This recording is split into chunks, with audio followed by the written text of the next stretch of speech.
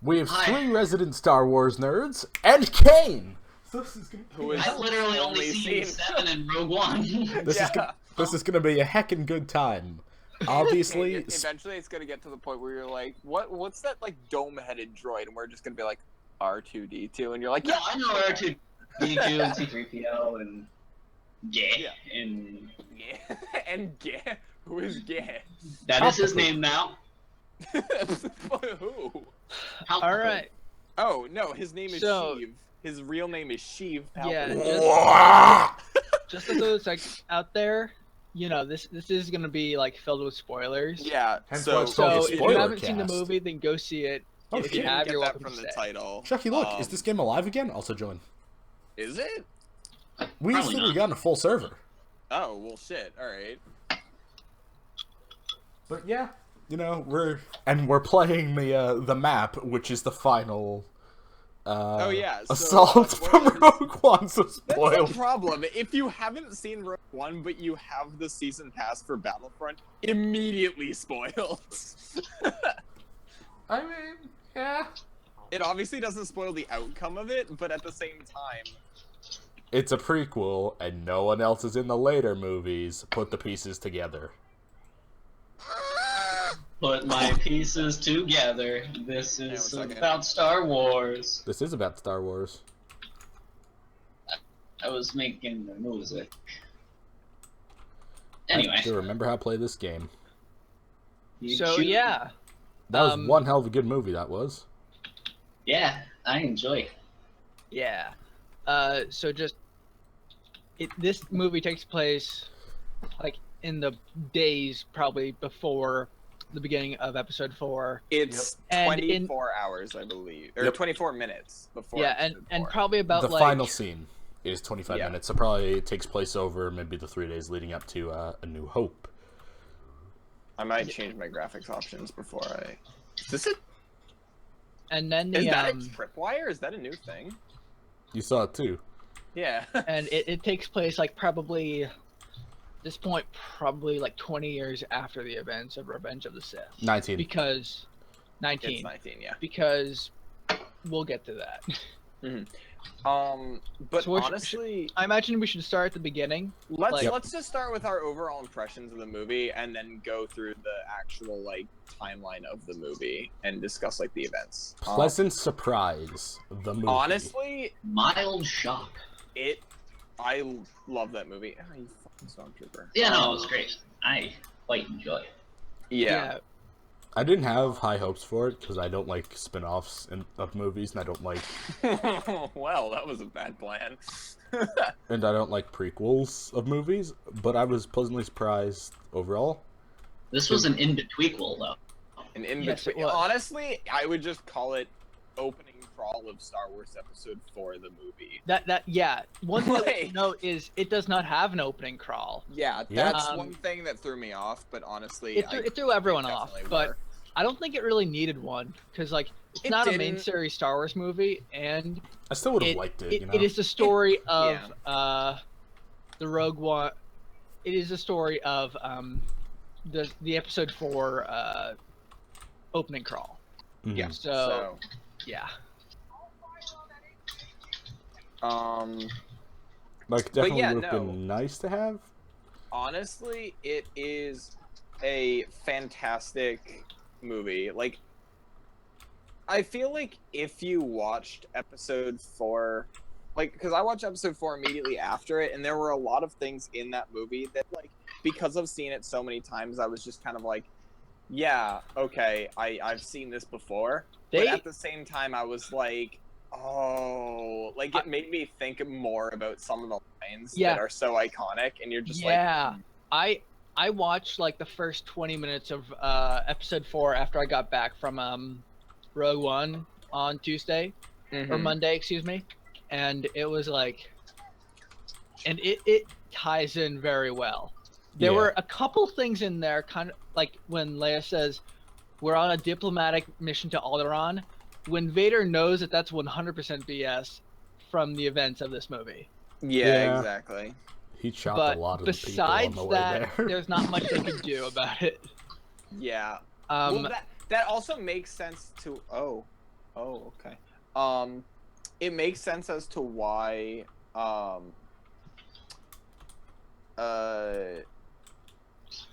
it makes sense as to why he knew, as opposed to him just being like, "No, you're a liar." Like we see that he definitely knows. My biggest appreciation for Rogue One is for what? How many years has it been since the original movie came out?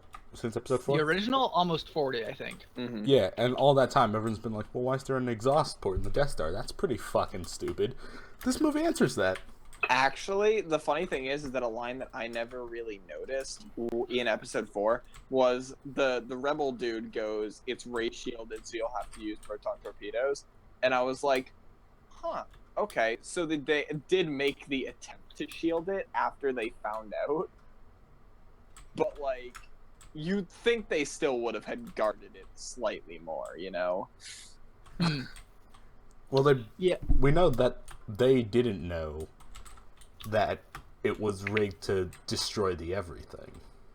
Yeah. Oh no, but it was still like a problem Yeah. that they at least attempted to resolve Ever so So, slightly. before. Oh, hey, there's Jyn Um, Erso. Go do yeah. things. Oh, is Felicity she a Jones. hero now? Yeah, she's the rebel hero for Scarif. Oh, okay. I mean, And that would make Mr. Imperial Cape Man is the Imperial. You mean the general what's his face? That's why I said Mr. Imperial Cape Man. Yeah, yeah. Oh, white cloaked being. Krennic. Indeed. Yeah, Krennic. What'd you guys I think? kind of wish that they had Donnie Yen as a hero in this game. Honestly, yeah. Donnie Yen was a great. character. I love So let's him. talk about Not- Mr. Force Monk. He's a Force Monk. Oh yeah, yeah. So I am with the Force is with me. I'm with the Force is with me. Yeah. basically, That's it's just half his Donnie Yen lines. mumbling that throughout the movie and just kicking a ton of ass with his staff/crossbow thing. It- That's basically he was his per- character. I mean, I know Donnie Yen was in like Ip Man and stuff like that, but like Oh yeah. he was perfectly cast for that movie. Like Oh my god, yeah. that for the role he was playing, that was perfect casting. It was very good, yeah. A blind Force user A that's not a Sith or a yeah. Jedi. He's not a Force Yeah. user, he's a guardian of the... Guardian of the the remains of the Jedi Temple or whatever. Yeah. On Jedha. Jedi, yeah. So want to start at the beginning of the movie and Yeah, run through so plot by plot. At the for, beginning like, of the what happens. movie, Jyn Erso is a prisoner in an Imperial Well, labor first camp. she's a little baby girl on a farm. Yeah, she's the Oh, farm yeah. scene. Okay. So basically, Imperial Cloakman, Krennic shows up and is like, he's been trying to track down Jin's father, who was an Imperial engineer who's working on the Death Star. Name of Galen or And- so. Galen Erso. Yeah. No and, relation to Galen Merrick. You'd be um, surprised how many people have been like, wait, is that the guy from Force Awakens or hang Force on, Unleashed? it's No. Star Killer, but no. No, it isn't. Hey, you know that thing you're saying? It's that, So- but not. Yeah. Jyn and her family are tracked down by Krennic, who's basically the lead, the project manager for the Death Star. He's the Yes. regional manager of Death Star Mifflin. Get out of here. And Okay. Jyn Erso's mom is killed. Galen Erso is taken by the Empire to work on the Death Star, goes into hiding, and is rescued by Saw Gerrera, who's like Who is a. he? Wait, who is he played he- by? Oh god, he looks so familiar. Let me look him up. I'll look him up. I already have my IMDb open. Do do do do do do do do do. Do-do-do-do. But he's actually a major character from the Clone Wars who's returning, which is quite fun. Yeah, when you yes. first told us that someone was someone from Clone Wars was going to be in that movie, the only character I know who's in Clone Wars and not in the movies is Ahsoka. And Rex. But Yeah, I Rex. don't know how they could put Ahsoka in there since she's not exactly human. Yeah. But they have pretty good special effects, as we'll get to. Yeah. Oh, it's Forrest Whitaker. Oh, all right, cool. Yeah, exactly. So yeah, one thing that I realized later on was, you know how well, so she like what's Jyn Erso was rescued by the rebels, and basically taken into rebel custody because they found out that she was the daughter of the designer of the Death Star, and or oh well, we should also talk about the Imperial pilot that defected. Oh, he's Bodhi? important. Bodhi, yeah, because he's important to the plot as well. Hey, Bodhi! God damn it, John. So Bodhi was sent by Galen just leave that in Erso case. basically to let the rebellion know about the super weapon that they were creating. Chuck, can you leave the game?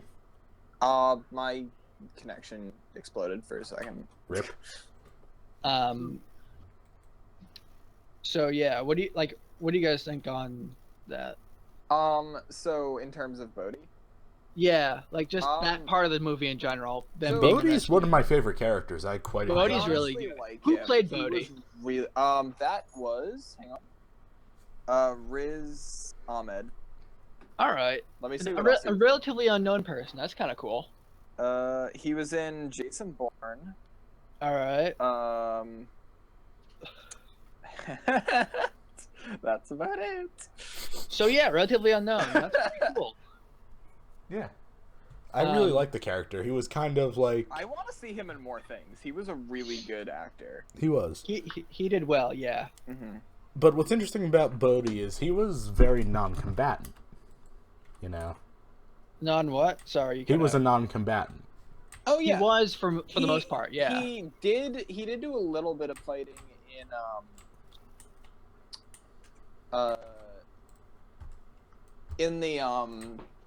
the final fight on Scarif. He didn't have a gun, though. He was just kind of... I think he had a blaster pistol at one point. Nope. If I remember. Huh. He never used it, if he did. So I just want to say, and this is completely off topic, but in Overwatch, I just saw 76 get a sharpshooter play the game. Rip. Continue.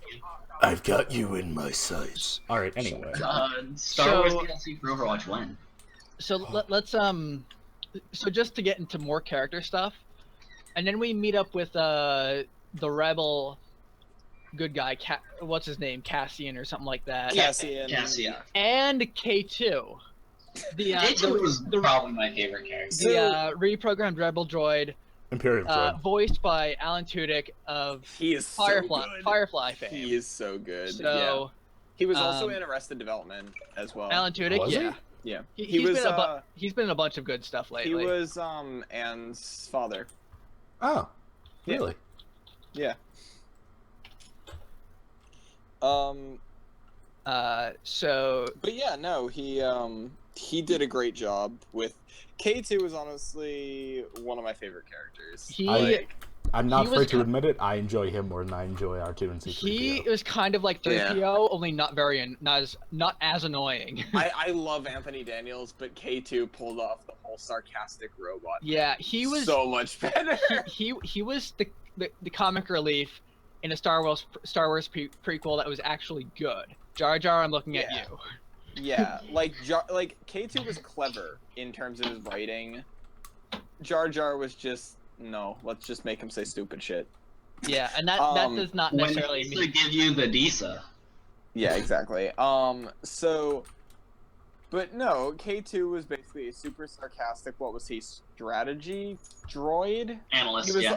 a reprogrammed strategy analyst droid for the Empire that Was reprogrammed by the rebels. yes.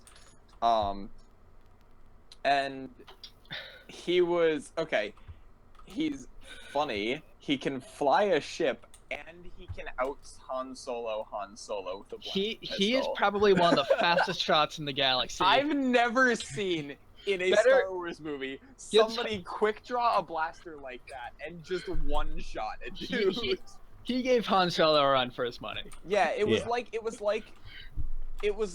several variants of the Cantina shootout with Greedo in a row. Like it was just boom, dead, boom, dead, boom, dead. Just Yeah. and he's just being swarmed by stormtroopers, just taking them all out, basically. So let's talk about his strength, because he was more melee based than He was able Blaster. to pick One up bit- like multiple stormtroopers. He I There's think. threw one bit people where at he each just other. grabs a stormtrooper, bashes one with the one that's in his hand, and then throws the other one across the room at another one. I mean, his character's introduction is just Congratulations, you're being rescued. Yeah, That was it, right? Yeah, Yeah. that was his first line. Please do not resist. You are being rescued. You're welcome. But he fucking suplexes Jyn Erso. That's literally the first thing he No, does. I don't even think he suplexes. That was her. I a think he... that was a choke slam. That was Yeah. Still. 100% a choke slam. Whatever. But still. RKO out of nowhere. Yeah.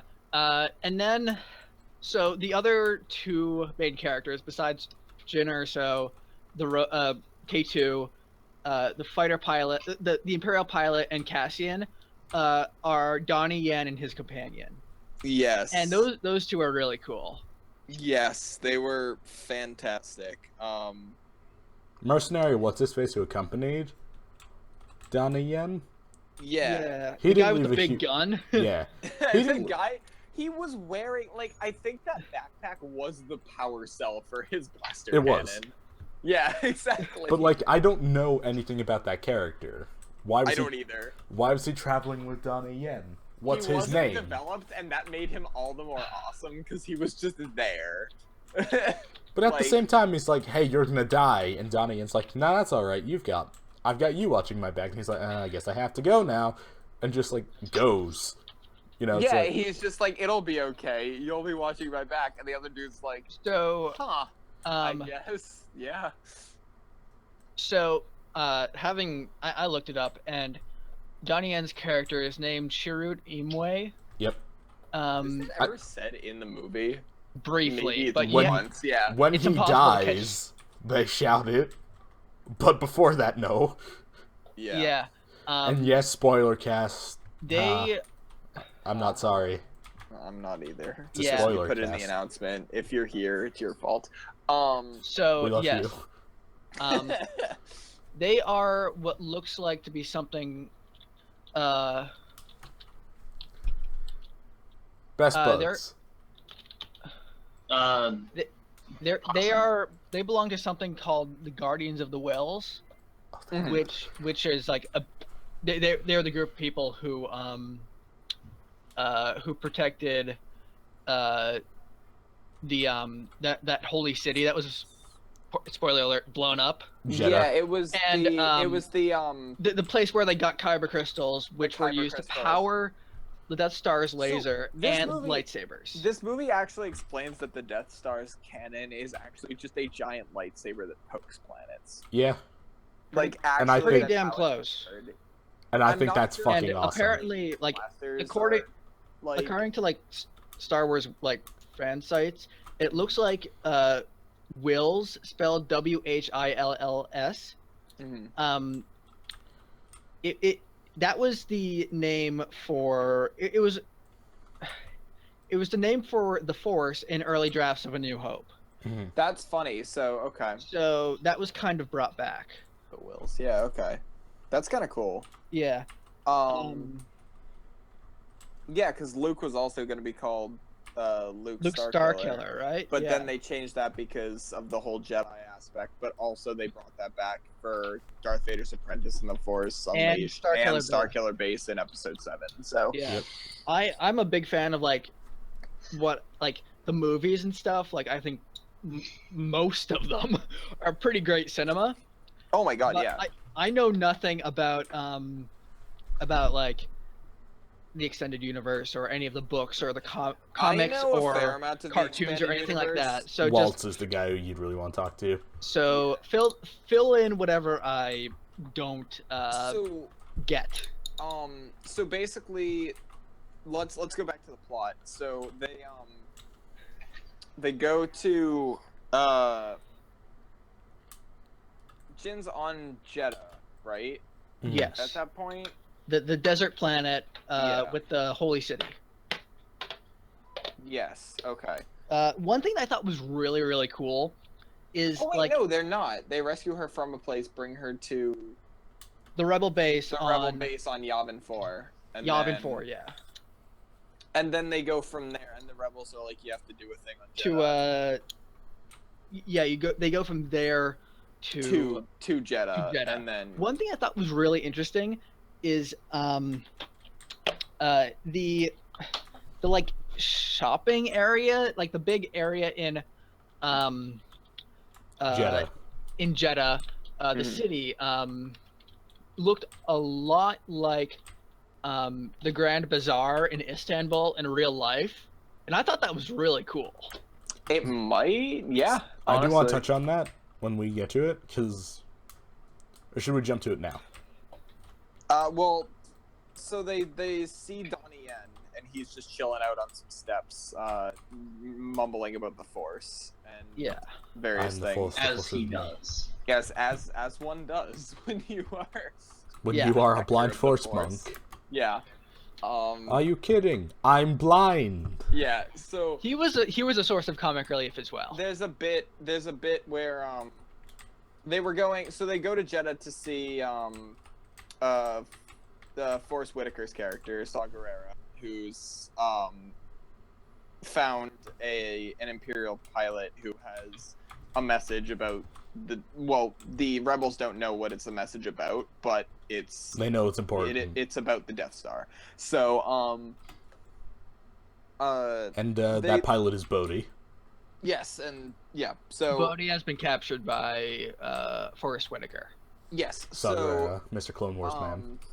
So basically, they're going there, and in a weird cameo, they run into the two dudes from the cantina. The guy who goes, "He doesn't like you. I don't like you either." I don't like you either. Ah! So they run into those two dudes. So it was nice seeing them again. Yeah. So They don't know that one of them is gonna lose their hands like later in that. Yeah, later exactly. In that week.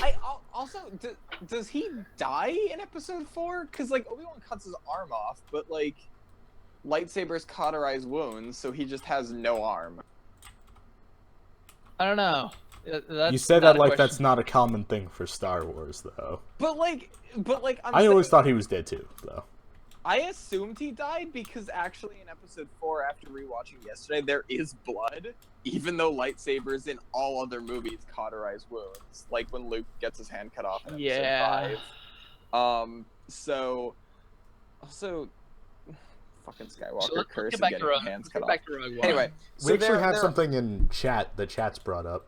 Oh yeah, I should probably move to chat so I can read. Chat wants us to skip to Tarkin, and they say We will talk about. we'll definitely talk get about to all Tarkin. of that stuff. They just say That's Tarkin looks so good that we're probably only a few years away from having CG indistinguishable from real actors, if Tarkin can be. So- The only complaint I have with his CGI is that it looked too real. Okay, let's So- get to that when we get to it. Yeah. But I have a few. There are things I liked and things I didn't like about that type of CGI. But let's keep going. Yeah. yeah. Okay. So they're on Jeddah, and basically they're attacked in the Holy City. yeah. So like this little like Imperial convoy with like a tank comes out, and then a bunch of like mercenary rebel. I think they were Saw Gerrera's guys. They were, show up. and they were designated as extremists. So basically, exactly. rebel terrorists. Yeah, essentially. So they He- basically attack this Imperial convoy going through the bazaar, and so Jin and still blank on his name. God damn it! I hate myself for this. Cassian. Cassian? I'm gonna Cassian. leave IMDb open so I can just read it. Yeah, so Jin and Cassian are there, and they got caught up in this whole thing, and so these guys are trying to loot this convoy for the crystals, that the Empire is moving through the city. So that's the first time we really get to see K2 in combat, which is kind of funny. The bit Yeah. with the grenade is Yeah, he just Also. catches a grenade out of Yeah, the air and goes, and you said wait on the ship, and just throws it and gets like, what, a quad kill? Like the dude throws the grenade, he just catches it and it's Holds it still for like ticking. 5 seconds. Yeah, it's still ticking, and then Kazim's just like, you wanna, and then he's just like, and you said wait on the ship, throws it behind him. 4 stormtroopers come around the corner and they're like, freeze, don't move, and then they just explode. But so they, after that scene, they get taken. So they meet Donnie Yen, who Can we Who talk about rescues the... them. Donnie Who- Yen and his companion. His name is Blas. yes, because Jin and Cassian run into a bunch of stormtroopers, and K2 is pretending to like take them for like imprisonment. Can we and talk the about the stormtroopers other are fight like, scene? What? Can we talk I about don't that wanna, other... I honestly don't want to spoil everything, so Well, it's spoiler cast, so we can. yeah, but still, like I mean, don't we're know. here to talk about it, so I want to talk about We're it. gonna talk about the very end of the movie, like that. No, that's fair. I know. that I'm just talking scene. about, You like, know the one we're talking details. about. I'm talking But about. so in this scene, Donnie Yen just kicks so much ass with his mystical wonder staff. It's not even a mystical thing. It's just a staff that turns into a crossbow. But whatever. Spoilers, he- dude. Shush, Sean. Shut me up. He basically takes out like 12 stormtroopers I who counted all 8. have blasters, by the way. He just takes out a ton of stormtroopers. Keep in mind he's also blind, so it's Yeah, think of him as like Deadpool. As no, not Deadpool. The what's his name? Not what's his name? The blind lawyer guy from Daredevil. Marvel Universe. Matt Murdock. Friggin' Daredevil. I just said it. Daredevil or Daredevil from Marvel Universe or Toph from Last Airbender, something Yes. like that. So Yeah. basically, he just kicks a bunch of ass, and then the extremists guys show up, and in the earlier fight scene, Cassian had shot one of them, and so they imprison all of them for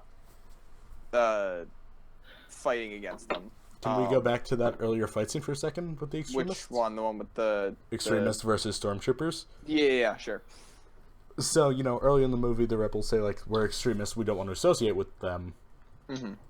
early in the morning. And to me, this is where we see, for the first time, that it's not that black and white, this whole battle, Yeah, there's also other factions They besides did the some- Rebel Alliance who are fighting against the Empire. Right. This is the first time we get this vibe of, Keep in it's- mind that the Rebel Alliance were multiple, like, hundreds of groups of people Yeah.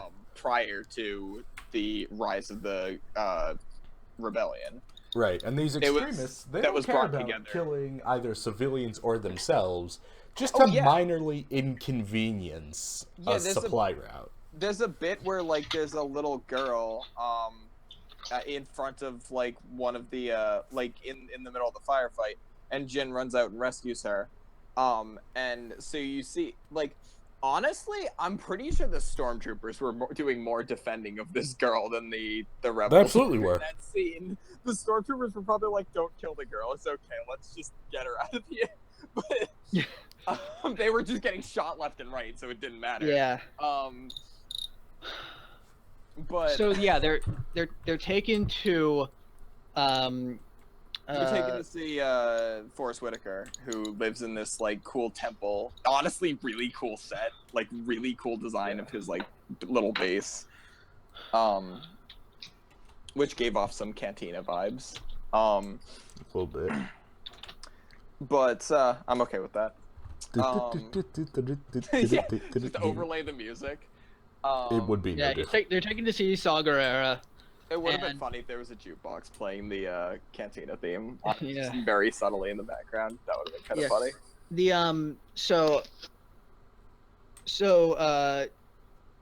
Cassian, Donnie Yen and his companion Blas, and the Imperial pilot that defected. Well, he was already there. I mean, he was already there, Yeah. but they were put in a prison cell, and Donnie Yen, the pilot, was like, "Hey, you know, we should get out of here." and Jin is taken to talk to Saw Gerrera because they had history together. Like Yeah, so she he meets up with rescued him. her. He rescued her after Galen Urso was Yeah. captured. Yeah. Yeah. So Saw Gerrera gives Jin Urso a hologram message of her dad, kind of like the "Help me, Obi-Wan Kenobi. I'm your only hope. You're my only hope" type thing. And Honestly, the holograms look really good. They looked more like Yeah. the episode so 4, 5, and 6 holograms than they did the prequel holograms. that message That makes was sense. like I'm that- aware, but that- it's a nice little detail. So she gets the message, and one thing you should know is Saw Gerrera is like, I'm gonna steal a line from Obi-Wan and say he's more machine now than man. Yeah. So he has like this like breathing apparatus, and it seems like his like armor is also like a life support system. Yeah. Almost had the Darth Vader vibe without the helmet, sort of thing. Like he needed. Except he had the Darth armor Maul to- legs and not Darth Vader legs. Yeah. When they finished up, when the Imperials finished up mining these like, kyber crystals, then Well, They- we need to yeah. before we talk about what happens there, we need to talk about how Donnie Yen and Cassian get on Bodhi's side in the jail cell. Yeah, he had like his memory like wiped or something. I think what it was is he was like driven slightly insane because Saw Gerrera used Interrogation beast. this mystical Cthulhu squid to read It was his basically mind. Jabba, but with like 8 arms instead of 2. It honestly reminded me of the Rathgars from episode 7, and I was like, hey, that's funny, but it wasn't one of them. Yeah. But- So they managed to make the Imperial pilot, what's his name again? Sorry, Bodhi. Bodhi, remember Follow about, like, me! him Oh, being a stop. pilot and being sent by Galen Urso. Because Saw Gerrera didn't really like believe him. 'Cause I don't think he had seen the message before Jin, and before he showed it to Jin. I don't believe. I don't think so. That is Um, correct. And then can we talk about what happened to Jeddah?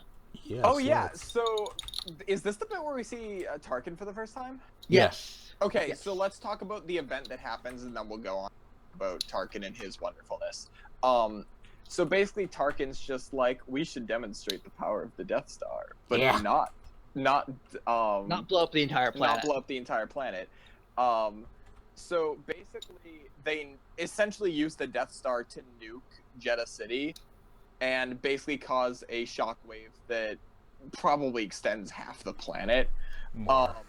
It looked like he basically just like nuked the We- city. we- I from don't think orbit we've with ever- the Death Star. I don't think we've ever. The only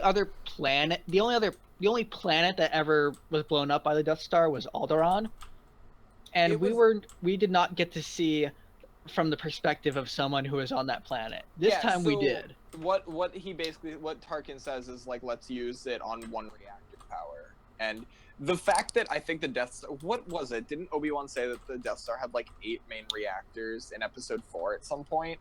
And so the That one was reactor, an eighth of its power. that was an eighth of the Death Star's power, and it probably leveled like just over half the planet.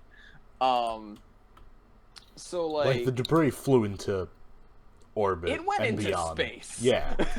It was like a mushroom cloud full of like chunks of the planet that went into space.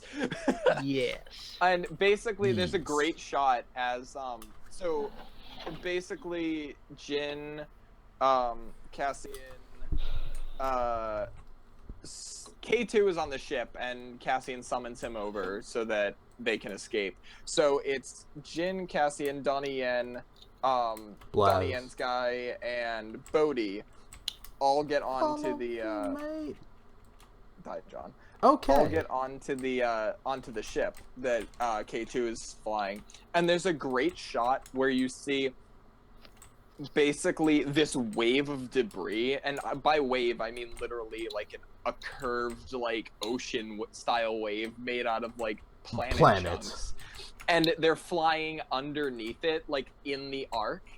And then It's beautiful. It really is. there's a great shot where they make the jump to hyperspace while still in the atmosphere, and they're just like, just go now, and then they just launch into hyperspace to escape the debris, which was really cool. That scene building up to that moment, I'm just like, just make the calculations and fucking go. That's Just something I want to go. talk about the movie in general. You know, basically going into the movie, you know what's gonna happen. Oh yeah, no, by the end of the movie I knew that if anyone was making it out, it was gonna be one person. Like, it's honestly sad, but Yeah. It is sad, but you it's a do kind of prequel. get a feeling for what happens. Like, basically going into the movie and being like, they find the Death Star plans and then So- they die. Yeah, and Like, But for a movie where you go in knowing the whole story pretty They much. definitely played around with it enough for yeah, make this it is a movie where interesting. you want to see the journey, not necessarily the destination. Yeah, because you know where Because it's you going know and the you where- destination. And the most impressive thing about that is it's a very suspenseful movie. Like, Oh my god, yeah. even Yeah. like standalone movies where you don't know the story, a lot don't build suspense as well as this movie So, did from My And question. now- for the majority of it. Now can we go to Hang on. Before we talk about Tarkin, I want to ask Kane something. Kane, what was it like? Because you know a little bit He's about the on story. mute. Damn it, Kane. He can hear me though, right? Or is he? He was on mute. He might not be here. Oh, okay. Well, I do want to talk to him at some point. I want to ask him. yeah, when he gets back, we can do it. Yeah. But let's talk So- about Tarkin. Okay. So they used. So can I just talk about my reaction to this? Please. Just real Well, quick. let's talk about how the shot So- is built up. So yeah, 'Cause, like, they were. the dude cape guy comes into the room. Krennic goes into Yeah. the room, and they show the back of Tarkin's head, and it And you looks can like the tell back it's of the- Peter Cushing's head. You can tell it's the targeting room of the Death Star if you've seen Episode 4. You're like, okay, that's the room that he basically spends the entire movie in Yeah. Episode 4. So you kind of get a feeling of what's gonna happen, and you're like, oh, there he is. There's that cheeky bastard. And then he turns around, Yeah. and it's So, Peter Cushing, I thought a guy thought who's they been were dead just for gonna over 20 years. Like, I literally thought they were just gonna show his chin or the side of his face or something, or like his back, and it's gonna be like the Darth Vader scene in Episode 3, where you see very little of him in the armor, like right at the end in the last shot, where you just see the back of him staring out at the Death Star. But so he turns around and it's just Peter Cushing, and you're just like, oh, like it's just really surprising the first time you see it. yeah. Now, Now, when there are Sam and things I I went liked to about see it, and there are things I didn't like about that. yeah. I feel like there was still a little bit of Uncanny Valley going on there. Okay, so that is true, but the fact that it looked so good regardless. We've gotten. It's incredible how far we've gotten in We've CG gone technology, from Jar Jar even in, like, over the 90 past 5 years. We've gone from like Jar Jar in '99, who just did not look like he was there at all. Can you To imagine if a- this movie and Episode 1 take place in the same goddamn universe, in the same canon? Yeah, like, because even in Episode 3, the Clone Troopers didn't look like they were entirely there. Like the CG generated one specifically. Yeah. You mean all of them? Yeah. There were Just no make- real clone trooper. Make Commander Cody's armor and just have the dude wear the armor. Don't CG it. Yeah, there were no real clone trooper costumes ever made for the movies, I think there was one. which they There was used as a definitely- reference, but it was Yeah. never used on screen. So so Peter Cushing looks. The Amazing. lighting is perfect on him. The shadows look exactly like they look in Episode 4. Like everything about that shot when he first turns around, and it feels interesting because it's not that there's not a dramatic reveal for him in episode 4. So like in Rogue One, having this really dramatic like I'm here now scene, it kind of leads directly into episode 4, which we'll get to at the end of the spoiler cast when we talk about like the ending. But it feels like Rogue One and episode 4 are one cohesive movie with 2 plots. With like, so like there is very little like discontinuity going on there. Like, as I said before, the whole like we are on a diplomatic mission to Alderaan, that kind of like messes with you. Even Peter Cushing knows that that's fucking bullshit because he was there. He was at the site of that battle, yeah. Because the battle on Scarif, which we'll get to, it's been the Death Star's there, Darth Vader's there. He knows that shit's going down. Tarkin knows that shit went down. He knows that they have the plans because Vader probably told him while he was on the way to. We should probably pick it up. Yeah. So, where were we? They were escaping. They went to hyperspace. And then they went to that other planet, the one where Galen Erso is located. Yes, he has a lab where him and his engineers were doing experiments and designing the Death Star. Mm-hmm. And as they arrive, Cloakman shows up. I'm gonna call him Cloakman, Sam. It's okay. It's you know, it's the proper name is White Cape Dude. Yeah, White Cape Dude. So Cape Dude shows up, and man, honestly, it's not that I don't like the character of Krennic. I really love him. He's such a great character. It's just funnier to call him White Cloak Dude. Like, so he shows up, in his shuttle, and confronts Galen, and is basically like, which one of y'all motherfuckers leaking my script? Which one of you motherfuckers sabotaged my battle station?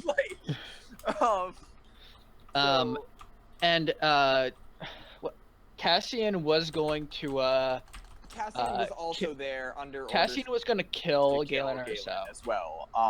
But Jin didn't know this at this point. But he didn't pull the trigger. He didn't get the chance to because he absolutely had the chance. He's just like, he totally had. He chose says not later to. He had every chance to do it, but he decided not. And they show it through his sniper scope a lot. He absolutely had. You can also see he had the shot perfectly lined up. Yeah, you could also see that on the thing. Like, I'm not sure how sniper scopes work in the Star Wars universe, but it seemed like the more he was focusing on him, the more like that little bar on the side was going up. So maybe that was like an automated lock-on system or something. And he had every chance. I counted 8 times he had the shot lined up and ready. Yep. Yeah. And then he didn't because the Rebellion air fleet attacked. He only hesitated because he's like, I think did he see Jin? Oh yeah. Also, so Jin goes to the platform too. It was also the fact that basically leaves the ship separately from each other. But also the Empire kind of shot the entire workforce. Oh yeah. The stormtroopers just execute all of the scientists except Galen. At which point Cassian's kind of like, "Hey, they're kind of doing my job for me. Let's see where this goes." Like he's just like, it's gonna be more like of a problem if I just kill him right now while the Empire is here. And like making him the subject of everything. Yeah, exactly. So he holds off. Meanwhile, Jin has snuck her way to the platform and takes out a stormtrooper and gets his blaster. And then the Rebellion fleet attack. Yeah, and then there's, what did they have? They had X-wings and Y-wings, I think. Just X-wings. Krennic gets away. Y-wings, I think I saw. Krennic gets away. Galen is killed. Jyn Erso gets to say goodbye to her dad. Mm-hmm. And then they keep going.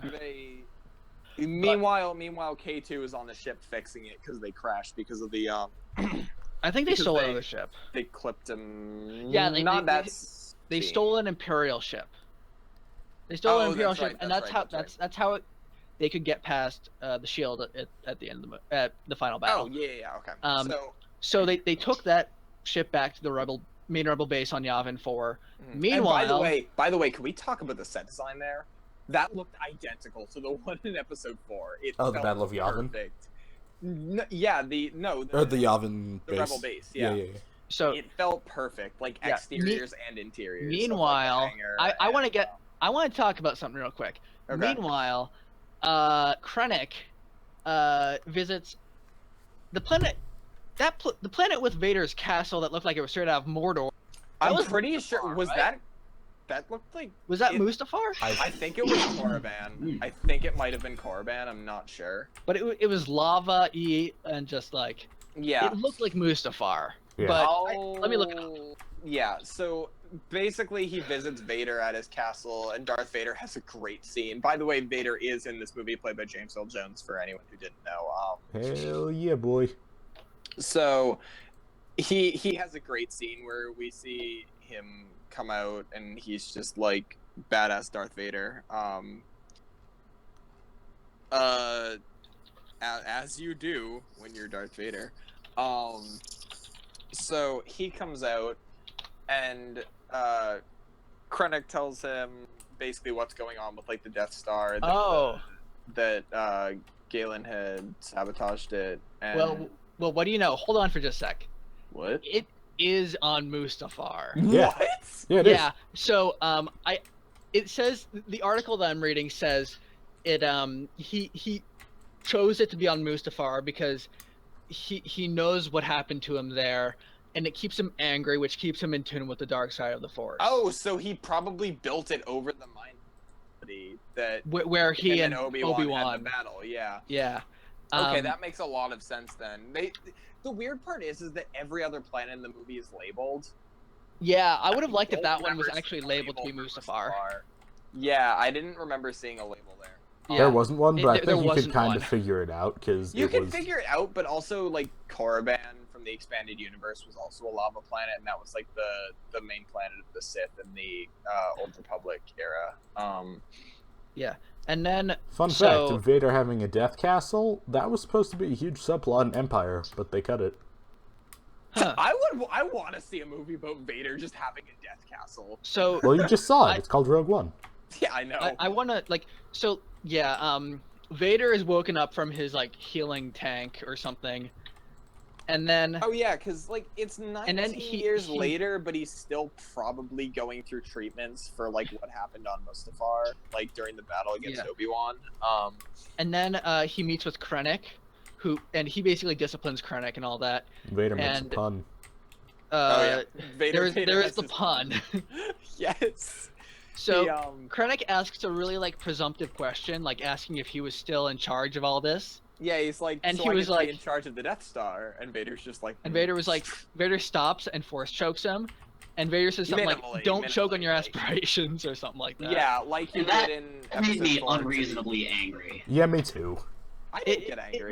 It was unnecessary, but It was unnecessary, It but doesn't again, fit his character. It doesn't. though, I feel. Vader's like the Actually- one person who shouldn't be telling puns. actually, the way I see it is that because it's his own dude, it makes him. It comes across that he just doesn't give a shit, and that's the reason why I think they made him make a pun. Either that, or they just wanted a joke in there. But it for me, I felt it worked only because Vader was doing it to an Imperial. If he was doing it to like a rebel, like if he was doing it to like Jin or Cassian or something, I feel like he would just be like, Yeah. no, don't screw with me ever again, and then just like force throws them against a wall or something. We'll talk about But, like- Vader's Force usage later.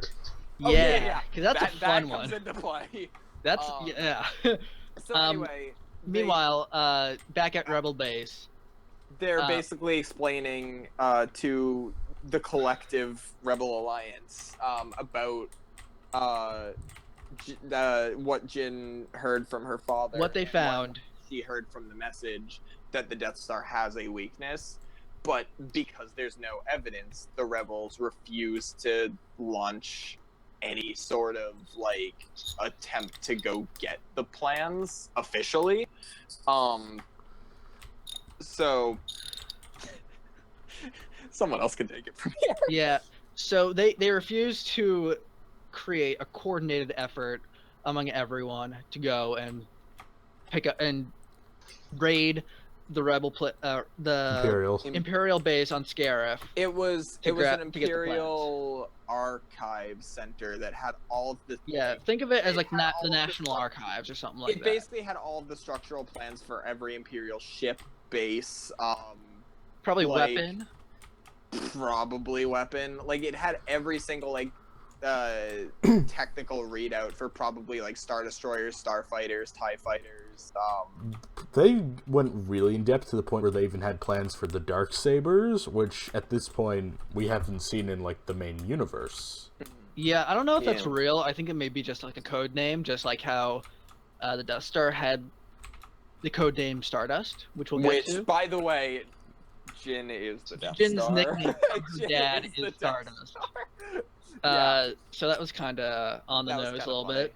It was funny though. It was nice. I It like that. was pretty. It was kind of cliche, but like it I worked. feel like he did it on purpose so that she knew how to find it. Well, yeah, that's exactly why. Yeah, Yeah. exactly. So, and it also sounds too generic for just a casual like empire, like an imperial like soldier, like archive technician to be like, that seems suspicious. They wouldn't do that because it just sounds like any of the other code names. Yeah. So the So- main like after they adjourn the meeting, there is one thing that's said that kind of made me go, oh shit. So Bail Organa, played by Jimmy Smith, is at that meeting. Yep, And I he appreciated says that. he- It was yeah, nice he- seeing him again. Yeah. He said something like, I'm gonna go back to Alderaan and figure stuff out. Which I was like, yeah, maybe not the best idea. Yeah, Just like, yeah. you there. That thing you said, don't. Yeah. How just- about you don't knowing where this is going? Yeah. And then so the Jen, Cassian, K2, Donnie Yen, Blas, and Bodhi. They along with they like ta- 20 rebel dudes. along with like yeah, a, like a 20 couple, rebel volunteers. yeah, they not take many. they take the stolen They ship. steal. No, they steal it. They steal back the stolen Imperial ship. I think Now the on- cast of and Rogue One basically- steals that ship like 3 times. And basically do what like Han did in Return of the Jedi, and like sneaks their way into an Imperial base. Yup. or Honestly, an Scarif is a Imperial. cool Yeah, location. that looked like a place I'd be willing to spend a vacation.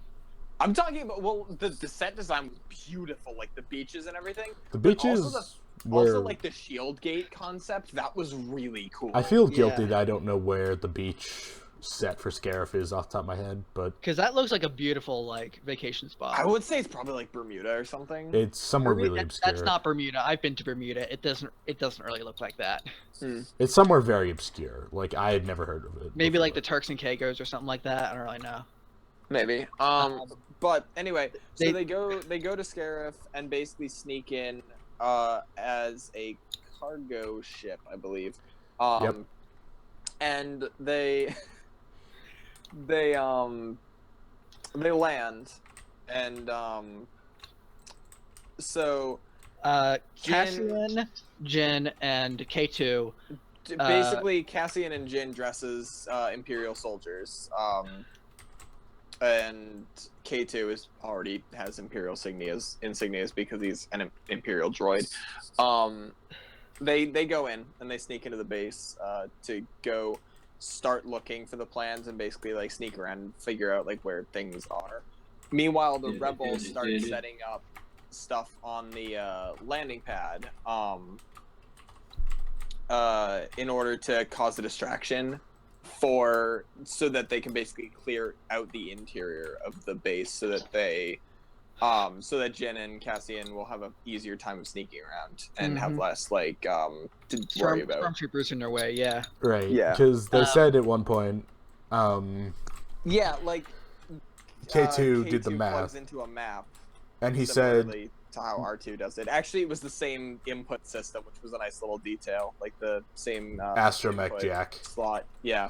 But K2 says, like, I think with the optimal route, there would be at least 89 stormtroopers Yeah, the minimal. line is like, if we take the optimal this route, it places 84 something stormtroopers in our way, and Cassian's just like, oh. And we're gonna make it like a third of the way, and then Yeah. Yeah, it's like we will probably make it a third of the way and then die. So, with the rest of the crew like running distraction and all that, Jyn Erso, Cassian, and K2, they enter the base. Meanwhile, Krennic is also on this planet. I think Krennic shows up right after they do. Yes, they Yeah. do. Yeah, I saw the movie he- again today, and he did. Yeah, He because he was still visiting Vader and he was coming from he was coming from Mustafar, yeah. yeah. And then they make their way over to the archives, which it's so funny because like the archives that they have here, they look like hard drives, like Oh yeah, no, Real they hard drives. literally look like just hard drives, Like- and it was kind of funny. Yeah. yeah. It reminded me of how, like, in the original like trilogy, a lot of the props were just like refitted and modified, like various other things that already exist. Like, Yeah.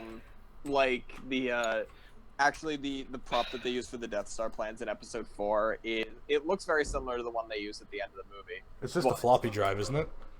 I think it's literally just a stick of plastic with some like With a metallic circle. lines drawn on it and a circle on it. So yeah, they take the they get this. I guess the power goes out in the archives, or they shut it down. Yep. And they have to climb into these into this massive library of data, and they Yeah. grab the hard drive Mhm. that the Project Stardust hard drive. It reminded me a tiny bit about Um, of the bit when Obi-Wan in Episode 4 is shutting down the tractor beam, and he's over like the chasm and walking. Yeah, along the little yeah, ledge that's a on lot the like outside it. of the tractor beam thing. It felt like that, but more climbing. And then Krennic and two of his henchmen open the door. Yeah, he And had like really badass stormtrooper, like Spec Ops stormtroopers with him. Yeah. Like they were really cool. I love the costume design and the Yeah. So weapons. they take down the two special operations stormtroopers. Krennic shoots Cassian, putting him out of commission for a little bit. Mhm. Jyn Erso climbs up to the top, and prepares to try to beam the data on this drive up to.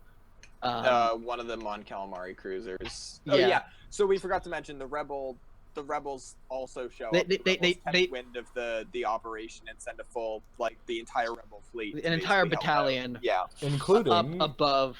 including a cameo from our pal Wedge Antilles. Oh yeah, he was there. Wedge Antilles, I yeah. missed Porkins was probably there, but we didn't see him on screen, which I was. We saw a sad big about. fat dude who looked like a shaved Porkins. We thought it was Porkins, and then he just Yeah. dies. And we're like, So oh. in the Star Wars in just that- hates all fat people. in the fight in the dogfights up above the shield, one thing that I read later on after I saw the movie was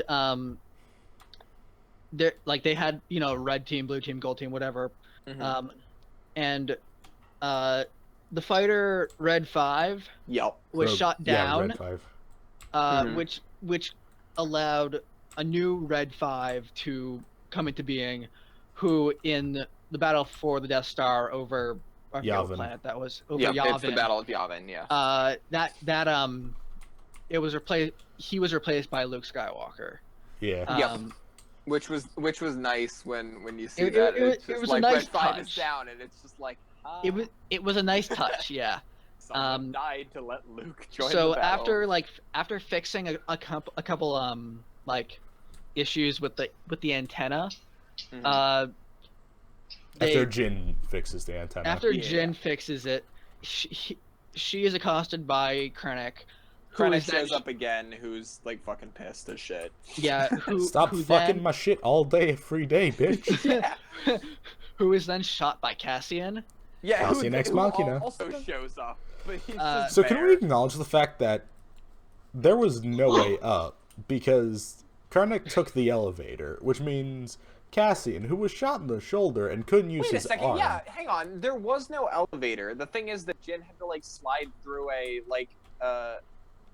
cycling like airlock door. That means For her to get Cassian, outside. one-handed, climbed that One-handed fucking after thing. being shot by a blaster and falling like maybe just a couple stories, managed to climb up through this airlock thing and get onto the roof and shoot Cloakman. Honestly, Cassian was a badass. Like, say It what really you... was. So, Cassian is killed, or no, I mean yes, but What's really Uh, interesting to me about it is, you know, like... Krennic is like Krennic's killed. Krennic is put out of shot. commission. Yeah. No, he's just straight up Uh, killed. Cassian shoots him dead. Oh, I thought he Yeah. saw like No. his actual death coming soon later. Nah, But- Cassian just shoots him. He never gets back up. And Yeah, he's just there the whole time. just So- dead in the corner. And If that he was wasn't really dead, then he interesting was to like me. pretty, like he must have like lost a lot of blood That's or the something. first time I've really seen a major villain in a movie, let alone a movie, just die in like 2 seconds and then just be dead. Yeah. Like they didn't do anything like dramatic. I'm pretty- with it, I'm like, pretty have him sure I fall saw to his him death get or up. something. After Jin and Cassian had left. Maybe, I don't know. But yeah, my favorite So- thing about it is Cassian, although a huge character, isn't the main character. And how often do you see someone who's not the main protagonist of an action movie be the one to just show up and ice the main bad guy? It would be like watching like John Wick or something, and then Willem like, Dafoe shows up and and kills then yeah, Vigo. Willem Dafoe just executes the kids. yeah. And And- then Wick's just like, thanks. So- Which, like, I guess that works too. So Vic Bum, would bum, probably bum. be pissed, but anyway. Bum, Wick bum, would be like, ba-da. I wanted to shoot him. so but so whatever. the Death Star shows up next to Scarif. Yep. And Bad times are had by all. yeah, they the Death Star targets the rebel the I forget. Emperor. Is there a shot where you see just like the fleet hanging out, and then the Death Star drops out of hyperspace? Just Well- No, right you see it there, come and they're just over like, the "Oh, planet. shit." Like, you see it come from, like, underneath and then fly over, and it's terrifying. Yeah. It's massive. I love it. One of the best shots like in the movie. There was Absolutely. I have a shot, a really interesting thing that I want to point out when So- we get to that point, but whatever. Yeah. Continue. And So- I'll stop you. when- Yeah, so Jen and Cassian make their way down to the beach. After which Oh. is when the Death Star Something we kind of glossed over. Literally Hmm. everyone else in the main cast is dead, by the way. Oh yeah, yeah. There So- goes so- Bodhi, right there on the screen. K- That's how he K2 died. That shit blew dies. up with him in it. K2 dies. That was it. Donnie Yen, Blas, Bodhi, Okay, so everyone. it's a really, Everyone's dead. So Donnie Yen's bit, they have to to preface this, they have to deactivate the shields in order to the planet, like, what was it? They had to deactivate the shield gate or something in order to Master Switch. yeah. So in order to transmit the data to the rebel ships in orbit. This destroyed ship right here on screen is Rogue One. So rip. No, I'm not kidding. They actually just blew it up in the expansion pack of the game. Hey, 'cause- there you go. You get some footage right there. Yeah, Um, right as we were talking about how they all died. They showed the So- exact shot from the movie of Bodhi So just Donnie blowing up. Donnie Yen goes like, "All right, shit, we have to hit the master switch." So instead of like, I don't know, shooting it or something, No, they have to Oh, no. specifically hit the switch. They can't shoot it. I'm aware. So he stands up, right? Keep in mind, he's blind. Yeah, he's blind. Stands up, walks through the crossfire of the stormtroopers and the rebels shooting at each other. I'm with the force. Just- The force Just saying, is with me. I'm with the Force and the Force is with me, striding across the landing platform, clear view of everyone who could just shoot him. But There they was- just keep missing. No, Like there was yeah, one point where they classic active. There was one point where The they tried. stormtroopers were really good shots in this movie overall, though. They were trying to hit him, and I could swear you could see the bullets curve around it. You and can one see some of the stormtrooper- blasts like actually pass by him or like wrap around him. Like the force was just like, nope. Yeah, that's how I saw it. Like the force is actually there, and you could tell the other stormtroopers were like, "Wait, what?" Yeah, the stormtrooper's like, I swear to God, I hit this guy like 8 times. It's like when you're playing No. laser tag, and that one asshole kid puts duct tape over the sensors. Like, "Hey, fuckface, you're supposed to be dead." Yeah, exactly. I'm with the force. The force is with me. The force is a brand of duct tape now. So Donnie Yen goes up I and need hits this. the switch, and then He's shot down, or yeah. He blows the and- fuck up. Yeah, there's an explosion, and then he's like sitting there with the other guy, and is like, "Nah, it's okay. I'm going to become one with the force." wouldn't it be cool if he became a forest ghost? That would have been cool. But so yeah. then his friend basically starts doing the chant too, pulls out his giant like handheld blaster. It's an cannon, LMG for those and- of you Yeah, who. it's a blaster LMG, and just starts wiping people out. Yep. God damn, he was a badass. They all were. Yeah, they really all. Now- This is the first time I've seen a Star Wars movie, but like every single character is fucking awesome. Yes. Now, something we haven't really touched upon is the significance of Donnie Yen's character in the universe. Because he's a Force monk. He was the guardian of the Jedi Temple on Jeddah. He's pretty much the last person who believes in the Force as like a Outside of like religion. Obi-Wan, Yoda, and Darth Vader. And That- Emperor.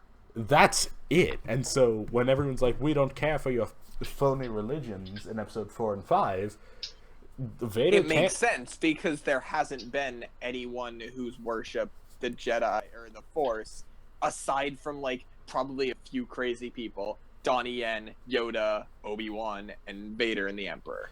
And That's it. basically, because Jeddah, which gets nuked, is the last place that still worships the Jedi. So when Donnie Yen On died, a relatively larger scale than most of the galaxy. yeah. So when Donnie Yen dies on Scarif, basically, Force wide dies. belief of the Force dies with him, and that's not really Mm-hmm. touched upon at all. Yeah. So like that's why the line from Han where he's just like the Force is just a phony religion, like that's why it makes sense because there's not that many people in the galaxy. Like the only people who actively are known to still like practice the Force by people, no one knows that Yoda's still alive. The Emperor just kind of sits in his office and goes yeah all the time. Yeah. Vader does it. Vader is Vader- like, Vader probably doesn't use the Force all that much when he's just like meeting with people. Well, he chokes Obi-Wan people. is also in hiding. And then Obi-Wan's in hiding, so there's probably like maybe a small. I don't know. set. Maybe there Maybe- are one or two other Jedi that like survived Order 66. Well, there's Uh, what's his face from Rebels, and then Ahsoka. Ahsoka. What's his face? Ahsoka, you're right. You're right.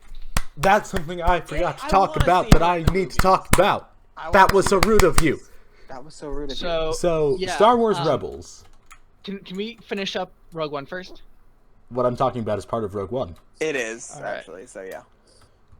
So, in Star Wars Rebels, there's like Captain Asari or something like that, and she flies her rebel ship, the Ghost. Now, in the final space battle of Rogue One, The Battle of Scarif. yeah, in the space section, you can see the Ghost, and they say, like, Captain Asari, is your forces ready? So they've actively integrated the main cast of Rebels and their ship base into the Star Wars main universe, which I think is pretty cool. Which, even though Rebels is part of the timeline, it's nice seeing it in one of the mainstream movies as Acknowledged. opposed to just the show. Yeah. So that was really nice seeing that. Even though I haven't seen much of Rebels, it's nice seeing that they're at least being like, we're tying everything together. But not Yeah. forcing it. Honestly, the one thing that can tie it together a little bit better would be having Ahsoka show up in like one of the movies. But they can't. They really can't. It would be really nice if she just shows up in episode 8. It would Well, be, I for mean- lack of a better word, forced if they did. It would be jarring. It would be pretty jarring. But so She would be anyway, there just to say, look who we got in the movie. Ha! But not like, She doesn't But actually so- belong. There's a so in order to transmit the data, they had to shut down the shield, right? So that was the bit where they pushed the Star Destroyer into the thing. Yeah, Yeah. Oh they yeah, let's damaged talk the about Stardust- that. That was great. That was Just pretty takes- cool. Yeah. So they have this ship that's designed. It's basically like a ramming ship. It's called the Hammerhead Corvette. Yeah. So they take it Not the car. and basically drive it straight into the side of a Star Destroyer. It drops out of hyperspace, gets into position, and then just rams the Star Destroyer. Which I believe this is the one that had been ioned earlier in the movie, so it's tore offline and everything. Yeah. So they ram into it, and I think there's like one or two shots of the inside of the ship where you see like a bunch of stormtroopers just like get blown away and stuff. And so they ram this Star Destroyer. It moves through another Star Destroyer. It looked amazing. They just take a Star Destroyer and push it into another one. We take the Empire and push it somewhere else. Yeah, and then they take this Star Destroyer and then just shove it into the shield gate, which causes the shield to Collapse. Yeah, and so because it took too much force. When watching that scene, the Star Destroyer thing, I couldn't tell if that was incredibly goofy or badass. It was goofy as fuck, but it was awesome. Mm. I don't know how I feel about it. Did we already go over the AT-AT stare down? Oh yeah, yeah. there were AT-ATs on the So, planet. Before Donnie Yen dies, there's this amazing shot where, since he's blind, he can't see them. But you hear like the of like the feet. You all know Donnie the Yen sound. turns and just like hears them, but because he has like the force, he could probably like slightly see them, you know. And there's this shot of him just looking up, smoke coating the air. And then just all of a sudden, you just see the AT-AT's head just peek out of the smoke, and Donnie Yen just turns around and goes, "Run, run!" And then they just take off as the AT-ATs crash through the trees. Yeah. It was onto a the landing pad. It was a wonderfully great badass shot. Yeah. Yeah. So yeah, they take down the shield, and then they're able to transmit the data up to Up the to- flagship. Yeah, which was it was nice seeing Mon Calamari. Yeah. Something like Akbar wasn't in the movie, but for obvious whatever. reasons, and I honestly appreciate that. No, I did too. Yeah, The restraint was they nice. didn't really need Akbar to be in that. But he's such a great character. He's But such a anyway, great character, but I'm glad they didn't try to get like a bad Oh no, impersonator, of course not. especially Also, considering were how the recent it Mon was. Calamarians, the Mon Calamarians were CG, right? No, I couldn't tell honestly. They were practical. I honestly could not. A lot of the movie was practical, and a lot of it was CG. It was like as so far it as I was could like- tell, all the it aliens was were like practical. Episode 7, but it used a lot more CG than episode. So the did. reason why Um, episode 4 and 5 hold up so well is because they use practical effects. Episode 6 to a point, but they started Yeah. with CGI. Yeah. And then the prequels happened. Hey, we don't talk about this. CGI No, bonanza. we actually should though. Misa wanna render. Honestly, Oh no. for those of you that don't know, it's an unpopular opinion, but I honestly don't mind the prequels as much as everyone else seems to. They are bad. But Compared to the original trilogy. I still, if someone says, "Hey, let's watch all of Star Wars," I'm not one of those people who says skip episode 1 and 2. I'm not one of those people. If you're gonna watch Star Wars, watch everyone. 2 was So- okay. I So- have that been problem with 2. A lot of people don't like 2 just because of the jarring, Romance shit. dialogue. Yeah, it's like Ew. it brings the movie to a dramatic halt, and then we have lines like, "I hate sand. It's coarse and rough, and it gets everywhere." everywhere. I don't know, just So- that shot live of like on a 200 full Jedi at sand. once at the That- end. that makes it for line. me. It's confirmed. That line is why Obi-Wan takes Luke to such a sandy place. Yeah. Yeah. So let's keep going. So anyway, basically the Death Star shows up, which there's a great shot where you see the horizon and it's starting to be like sunset. The Death Star just comes over the horizon in like it takes up the And- entire shot, and you just see it can showing I up. just get something in that was like kind of fan servicey, but also like Mhm. kind of like made me so happy. I'm pretty sure they used the exact same "you can fire when ready" Oh, yeah, sound yeah. clip from So Tarkin. if it that they wasn't, used in he did episode such 4. a good job of replicating the line. Whoever recreated it did an amazing Also, job. shot for shot, the scene where the Death Star fires is literally shot for shot from episode 4. Like, you see, like, the guy is behind, like, the console. Pressing all the buttons, pulling all the levers, stuff like that. You see yeah. Tarkin doing his, like, goofy staring face. And then So you cut to, like, the Tarkin's people in the tunnel. voice in the Hang movie on. is done by the guy who plays Yeah. him in Rebels and Clone Wars. Yes. Cool. Wait, he was in Clone Wars? He had a cameo in one episode as like a senator. Oh, okay. Because I think they actually call him Governor Tarkin at the beginning of Rogue One. They Yeah, only he call wasn't him a Grand Governor Moff Tarkin. yet, I guess. Even in episode 4, they call him Governor Tarkin. I think he's only called Grand Moff Tarkin in outside sources. Yeah. But I could be wrong about that. But yeah, in the Clone Wars, he shows up, kills the Jedi indirectly. It's a whole thing, but I'm not going to get into it. So anyway, the Death Star shows up, and I'm just gonna say, because I think I might have already skipped over this part. But there's a really cool shot where like all of the rebel ships are like we've got the we've got the plans. Let's get them to safety. And some of the rebel ships start going into hyperspace, and then a Star Destroyer drops out of hyperspace. Vader's and destroyer. Yeah, Darth Vader's Star Destroyer shows up, and a rebel ship is about to go into hyperspace and just smashes right into the Star Destroyer, and it was just such a cool shot. Yeah, I like that. And that shot also was basically signifying, like, it's all downhill from here for the rebels. Yeah, at that point, plans are gone. Run. There's no hope. Just go. Everybody got the plans, now just fucking go. go. So they download the plans and put them onto a flash drive, essentially. Well, we have to talk about the end Boom. of the Rogue One plotline before we get to the start of Boom. episode 4 plotline. Yeah. I know. I know, but let me talk about the chip that they put it on. They get this chip, USB flash drive essentially. We say, and let's they try save to the best bring part it, for last. They bring it to, they're trying to bring it to this other ship that's on board, like an escape ship. It's and they try to open the door to the airlock on the ship, but it jams And we'll and all the lights go down. We'll stop there for a second. We Save the wanna best for last. That bit for last.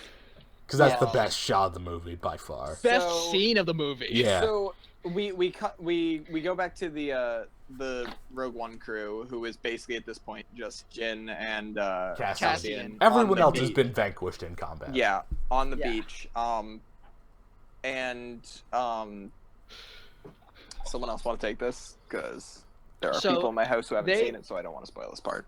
They what they do is they beam the plans up, and then they make their way down to the beach, and and Cassian just says, "Your dad would have been proud of you," and all that, and they die, and it's very sad and all that. The Death Star. What I you know something I really like, just as like a filmmaking and story perspective, like geek. They didn't shoehorn a romance in for Cassian and Jin. They didn't. They just like- had it was all the only thing that even resembled it was just the mutual respect at the end. Yes. That was it. That was it, and Like- it was perfect. They Throughout didn't the kiss at entire the end, it final was like- sequence, I was like, they're gonna, and then they didn't, and I then was, And Yeah. I'm actually pretty happy about that. Me too. Because like most films like that like have something like that in it, but it's not really necessary 100% of the time. And Like, this there time were- it wasn't. there were subtle hints at it once or twice, but they But it really didn't was come to never- pass. It was never the focus. Episode 2. Sure. Fuck you. It was never the focus, and it never took away from the movie. Right. Episode 2. But so I just also want to point out that the shot of in episode 4, I watched it last night. In episode 4, there's a line where Tarkin says,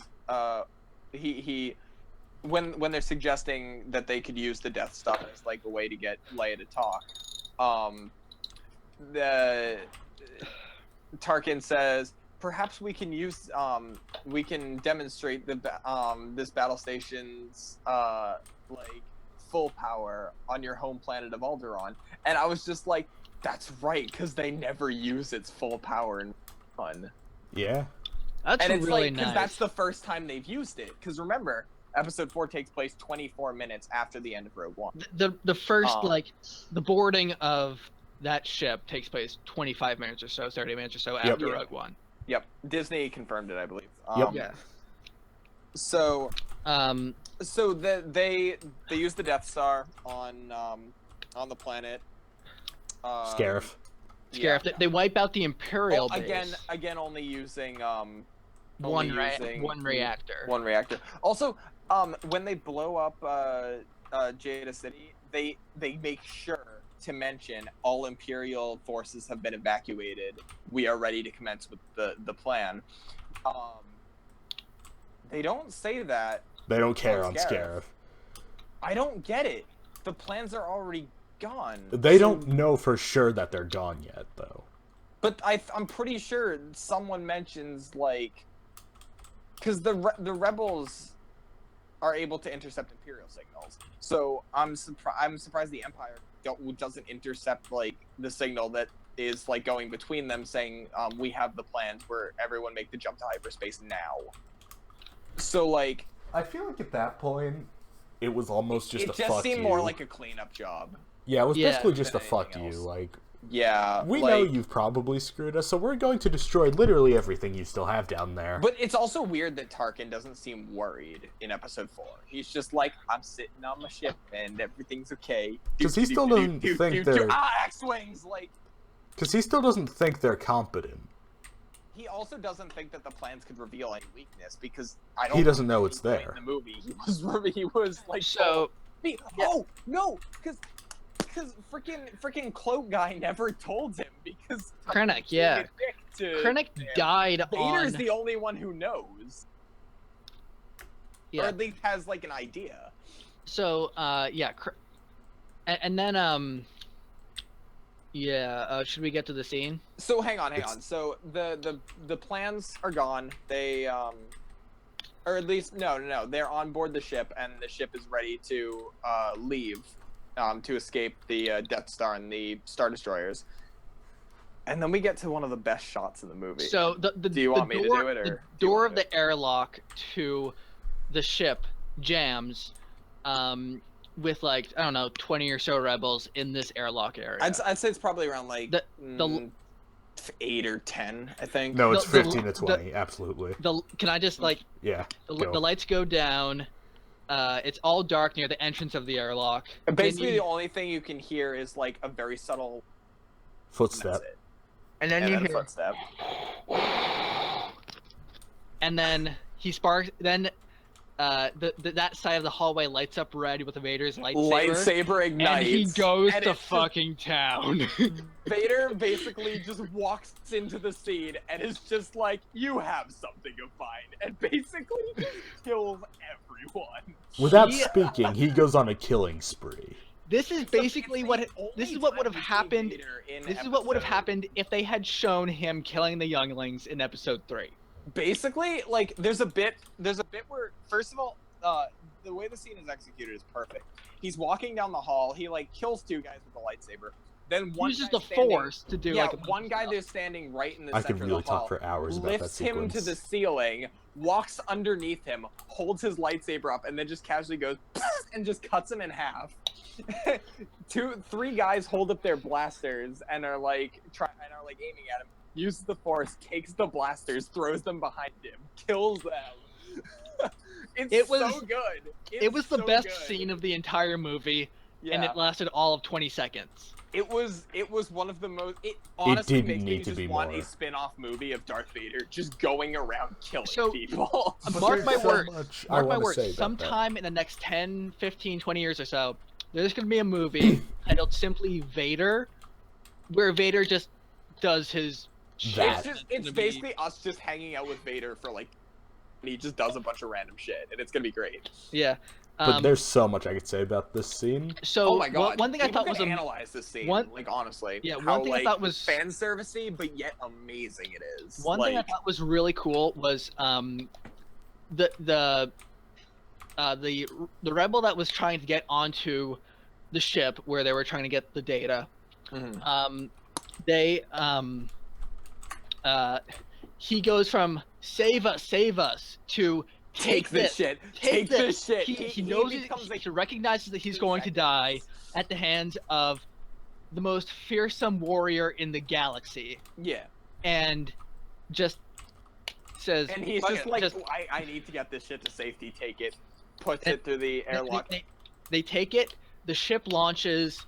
They make the jump to hyperspace. There is a shot though before that where it's almost like a Michael Myers kill, where he hands the card, the Death Star plans through the airlock to another rebel soldier who's running on board the ship, and then you just see Darth Vader's lightsaber come through the door as the rebels just like, up against the door, and you just see Vader's helmet slightly like illuminated by his lightsaber right over the dude's shoulder, and it's like a Michael Myers or Jason kill. So can we keep going? Because I have a lot I gotta say about this scene. So, yeah, About the let's Vader. just finish up the movie and then we can go back to that scene because I have a lot to say about it. Okay. So they take the card with the data on it on board, and this basically probably a lieutenant takes this USB drive essentially. Actually, I think it Through- was Captain through- Antilles. It was. from episode 4. Oh, because it he was- was wearing the orange jacket. Yeah, so it was he Antilles. takes the data through this door, and on the other side, there's a person wearing a white veil and a white dress. Whoever could it be? and- Bum-ba-da-ba.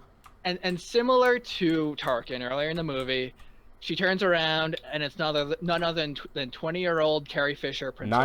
19, And actually. I'm looking in chat here, and we have a message that says Leia looked too clean and looked even more fake. Yeah, I'd admit that, but that after was- watching episode 4, she looked fake in the first scene anyway. Like, she was wearing like makeup, her cheeks Oh. were like rosy red, her skin was like flawless, her dress was pure white. Well, so I mean, yeah.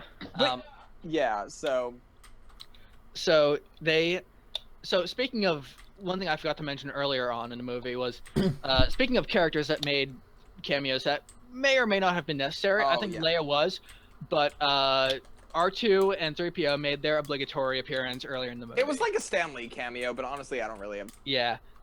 It wasn't So- necessary. So It wasn't necessary, but I They- didn't see that it took away from they- anything. honestly, Leia takes the plans. She says, the Antilles says, "What do you know? What is this?" And she says, "Hope." yeah, like to Movie and they ends. like, do you have any idea what this is? They We make just the- got this, They make the jump to hyperspace, and movie ends. and then 24 minutes after that. Dun, dun, dun, dun, dun, Can we just acknowledge the significance that last line gives to the title, A New Hope? Yeah, Yeah. that was kind of the point. Yeah, like that retroactively changes the Honestly, entire meaning of the that title. makes sense. It basically explains the title of the next movie, but subtly enough that it's like, hey, that's nice. I really Instead of enjoyed just that. being like, I don't think eat it it. I don't think it was subtle at all, but like I think it No, worked. but it wasn't like she said like A New Hope. It's not like she title dropped the next movie directly. like, also, A New Hope can also refer to both Luke and Leia. Yeah. Think about it Oh that yeah. way. Because the galaxy has been in darkness. The only basically like thing that has been hopeful is the Rebel Alliance and basically Jin's plot line. So episode 4 is literally A New Hope because it's the revival of the Jedi Order. Do you guys essentially. want to know something I realized? Well, we may have talked about this in the car, Chucky, but Mhm. Rogue One into A New Hope is the only Star Wars movie that takes place immediately. Like Rogue One takes place immediately before I looked Episode it up. 4. That's the only Star Wars movie that has done that, I think. Yeah, Yep. I looked it up, and I believe that that episode I'll be right back. I'm gonna just that episode 6 takes place in 3 BBY or ABY. Sorry. 3? I believe so. I think it's only 3 years. Oh no, I feel Episode 6? It might be 6. It might be 6. It's gotta be longer, because isn't episode 5 like a year or two after? I think episode 5 is right in between episode 4 and episode 6 in terms of like timeline. Yeah, but isn't it like a year after 6? No, because the next 4? base, at least in the current canon, the next base that the rebels go to after episode 4 is the Echo base. Ah, Yeah. They go from Yavin to Hoth, I believe. At least in the current canon. I think in the expanded universe that was changed, but at least in the current canon, we haven't elaborated on that, at least to my knowledge. I was looking up stuff on Wikipedia the other day so that I could be. still can't believe they call it that. It's shut up. It's funny. It makes sense. But so, Kane, you still here? Yeah. All right. I have a question for you that I wanted to bring up. Yeah. But you weren't here. So, when having only seen episode 7 and this movie, Yeah. I want to know your thoughts because you know the basic plot line of episode 4 just from general knowledge, right? Yeah. So, I'm wondering what your thoughts about Rogue One are in comparison to your knowledge of episode 4. If you say just yeah, as its I'm own gonna cut you. standalone movie. No. Yeah. So Like, what do you like? We're watching it as a Star Wars movie. You're pretty much seeing it as a movie. a movie. Oh, So oh, I want to. Star Wars fame. Yeah, I want to know what you think. The of artist it as formerly its own known thing. as Star Wars. The artist formerly Exactly. known as George Lucas, Destroyer of War. Oh, So I'm sorry, Lucas. this, I think, is definitely important, and I don't see why they didn't include it originally as, but at the same time, like, I don't know. It's weird. I'm glad that they didn't gloss over it forever, and I'm glad that they didn't try to cram it in at the beginning of 4. Oh yeah, because if they had the shot on the beach of just like the thing, all of the chaos of the end of Rogue One right at the beginning of 4, and then it just cuts to a long time ago in a galaxy far, far away, opening crawl. It's like, hang on a second, what was that? Like, what was that movie? I want to see that. yeah.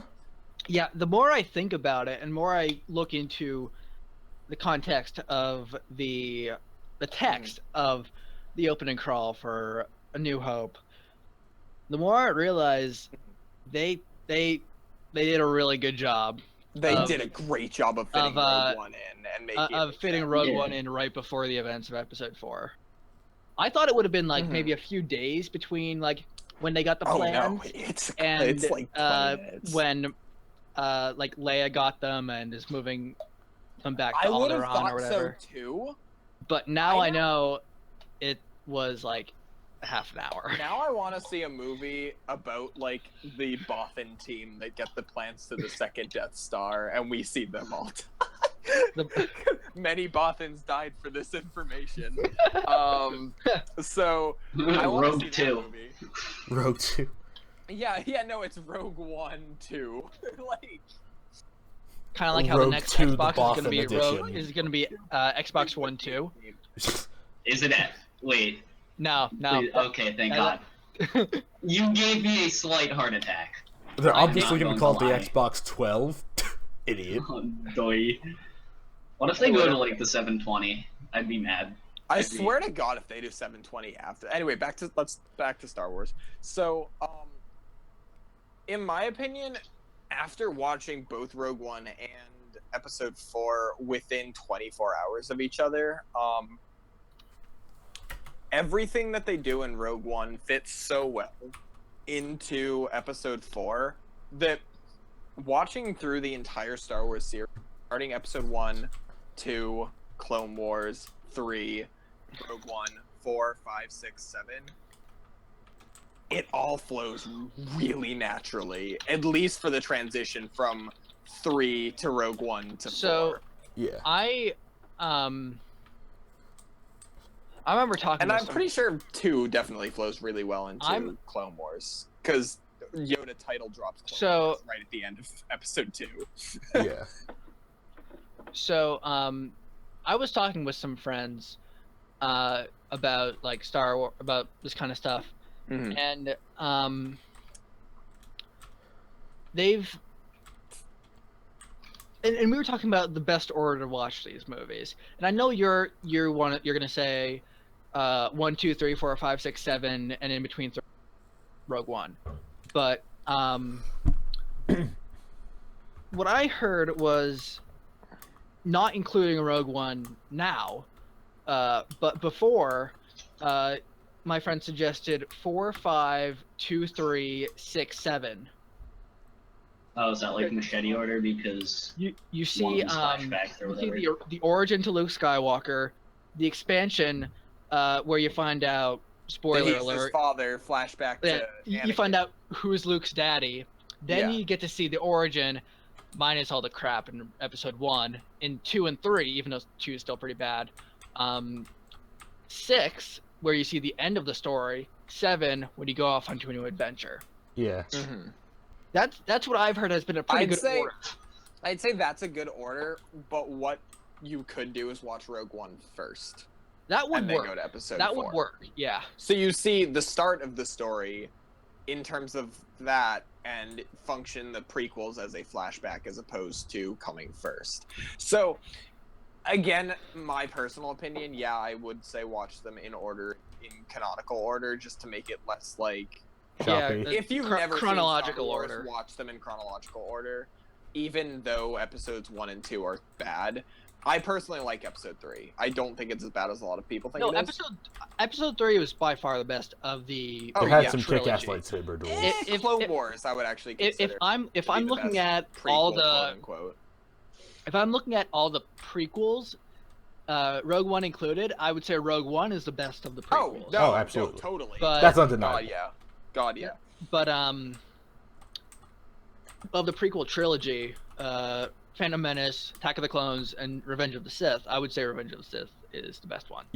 Sith is definitely the best out of those 3. Yeah. But honestly, the Battle of Geonosis in episode 2 is great. Yeah. It's really well executed. So, The bit where they do the arena scene where all As- the Jedi as- are in the stands and the Like I said lightsabers earlier, are that for me makes episode I- 2. So I Yeah. back when I was young, when my dad showed me episode When 4. I was a young boy. Yeah. Hmm. My dad and mom grew up watching. I don't think either of them saw Return of the Jedi, but they did see Empire and Empire and A New Hope, yeah. or Star Wars when it came out, and Empire Strikes Back, and they showed me that when I was young. And I didn't, and I watched 6 on my own just to finish up the story. Mhm. And then I went back and watched the prequels. Just to let you guys know, I've only ever seen Phantom Menace, Attack of the Clones, and Revenge of the Sith once each, and it was a while ago. That's interesting. I mean, I've seen the original trilogy a bunch, I've seen but the original I've- trilogy definitely more Oh yeah. prequels, But I've only but seen- I've seen episodes 1, 2, and 3 probably at least 10 times each, maybe. but I've only seen. None of the characters stuck with me. There were a few I liked, but like, the story wasn't as compelling. Obviously, The story wasn't as compelling as the original Oh, trilogy. no, totally not. But they're still I entertaining didn't. I didn't movies. like the characters as much. It wasn't as I I only honestly ever saw loved those. I honestly loved Ewan McGregor. He was Like, fantastic. he did a great Ewan- job. He was the best part of it. You know what'd be cool? Him and Qui-Gon were like the best parts of those. I mean, movies. Qui-Gon was kind of bland. but, Qui-Gon. But it was Liam Neeson with a lightsaber. Yeah. That's all you need. Oh! Hey guys, you wanna know what would be really cool? Taken 8, Qui-Gon fucking dude has lightsaber. Yeah, a Jedi version of Taken. Yes, where like You mean where, the like, he Clone has Wars to- movie? Yeah, he has to Wait, scour really? the galaxy looking for his daughter. The or Clone Wars something, movie is and, like, literally she's been Jabba's son has by been the taken, Empire, so sending the it's just Liam Jedi to Neeson. hunt them down. Excellent. Yeah. It's literally the Clone Wars animated movie. Also, the fact that the one thing I will say is that Rogue One is not I wouldn't say it's not watchable by kids, but it's definitely not for kids in terms of how it's written. So My brother's if I were 11, a and he parent, followed it fine. if I were a parent, I'm aware, but like, if you're just like, I'm talking like for Star Wars fans and you're a kid, yeah, sure, go watch it. if I were a You're gonna parent, fucking love I it. would not show my kid Rogue One, Episode 3, probably not Episode 7, and maybe not Episode 5. Episode 3, the first time I saw it, I legitimately cried when you see the youngling walk up to Anakin and it's like, Master Skywalker, are you here to rescue And us? The Anakin soldiers has, like- are attacking the thing. Anakin just looks at him, ignites the lightsaber, the kid's just like, oh fuck. Yeah, that was Just like, I legitimately was like, Anakin just like massacred a bunch of fucking children. Like, so I mean, it would be horrible if they actually put that in the movie. oh but god, I want to see it a would- recut but of it would- episode 3 that's like freaking rated R. I'm imagining him just like, kind of just like clumsily Dead children trying to. everywhere. And I'm Obi-Wan's imagining him just like oh, clumsily shit. trying to like climb over chairs and shit to get to the kids, and they're yeah. just like like it's like a little game of tag. There's one bit in episode 3 that it never made sense to me. It's like Obi-Wan and Yoda walk through the Jedi Temple. You'd think that after they saw like the temple destroyed, you'd think they'd go and check on the younglings instead of checking the security footage. So they should have just walked into a room and just seen a bunch of dead children, and Yoda would be like, "Oh, well, this is a problem. Let's go check who did this." Oh crap! It's my apprentice. Yeah, that's not a good thing. Yeah, like you'd think that they would check on the kids before being like, "I wonder if the children are okay." Checks the security footage of the room that the children were in. At like that kind of like threw me because especially now because as someone who's doing like criminal justice as a major in college, the Go look for the physical evidence before you look for the security what you camera. do at a like crime scene is you ensure the physical health and safety of anyone involved. Anyone at the scene is Yeah, okay. and Yoda would fucking know no that, matter 'cause what he's type of super evidence wise you and might shit. lose by doing that. Thank you, Mom. Thank you, Jerry. But no, like, but I can see why they didn't do it because so that episode 3 could be rated PG-13. But at the same time, if it was running logically, Yoda should have just come across a bunch of dead kids. I mean, what episode 5 was rated PG, right? I believe so. In terms of like that current time period, it's PG. Because like, also the MPAA are pussies. Moving on. I know I know Revenge of the Sith is PG-13. Yep. And I know Rogue One and Force Awakens are PG-13, but I don't know about any of the others. I would say that Rogue One's definitely not close to being an R, but they could have gone away with. They could have gotten away with it. It's kind of like the whole thing was like Deadpool, how they kind of showed that an R-rated movie, like an R-rated superhero movie. Legitimately, can be, like, if they good. do a Darth Vader movie, make it R and Yes, just show please. him eradicating people. Please. Like, we need to see Darth Vader just killing shit. Is it John's turn to talk about the Darth Vader scene? I mean, Yay! All right, so I've got notes, bitch. didn't answer that, but all right. I've got notes. So I'm running this show, bitch. No, I'm kidding. bitch, I'll cut you. So anyway, No, it's all right. you know, throughout the entire prequels, we're like, it's like, oh my god, Anakin's God. He's the strongest in the way of the Force. I never really got that vibe. Lies. I never got that vibe at all from him. I did at the end of episode 3. I'll say that. Like when he's just destroying Jedi, like trained Jedi too. Like Yeah, we never see him do that. but he does it regardless. It's never shown, but we do hear that he has done it. But at the end of Rogue One, when he's fighting like 20 people and uses the Force almost, if not as much as his actual lightsaber, It was like some Force Unleashed shit, like just basically like utilizing the Force and lightsaber, basically dual wielding them. yeah, Like, that's equally. where, for the first time, I was like, Vader's fucking terrifying. Like even even in the fight against Luke in Can- episode 5, when he's just like throwing shit at Luke, being just a general nuisance, So can I he's not trying. Yeah, yeah can I talk a little bit about like Vader as a character like at this Please. point? Mhm. So I mean, the prequels and some of the like cartoons, I guess, and stuff, kind of made Vader kind of tame-ish. I'm gonna argue that with Rebels and the fight between him and Ahsoka. That's Yeah, scary, honestly. Yeah, but like this showed why Vader is one of the most feared men in the galaxy. Mm-hmm. He It's like definitely the first time in the main series, like in terms of movies, that we've seen him. we see him cutting people down. It's amazing to I'm watch. pretty sure you see And that dude so- on the ceiling split in half. Yeah. So one thing that I thought of is like, I mean, obviously you want the rebels to win and all of that, but No. part of me in that scene is rooting for Darth Vader. Oh my god, yeah, just because of the amount it of is- cool and charisma he's putting out It in that is scene. Darth goddamn Vader, one When of the his greatest lightsaber villains went in on. cinema history. Mm-hmm. And When It's- his lightsaber went on, my entire theater just cheered like they Oh knew my what god, was coming. everyone was like, yes. Yeah. Yeah. I Oh thought my it god, was yes, Vader's gonna chop a bitch. Okay. I anyway. Vader's gonna kill Stop. everyone. I kind of thought that they were gonna. I thought they were. God. I kind of Sorry, thought sorry. that they were gonna cut away from Vader Oh after my he turned god, on his I did lightsaber. too, but when they just kept showing it, I was like, holy crap, they're doing They're going to show it. They're gonna show him like They're committed. doing like everything that we've been told he's able to do. I'm this has just made me more hyped. A standalone Vader movie, which will probably eventually happen.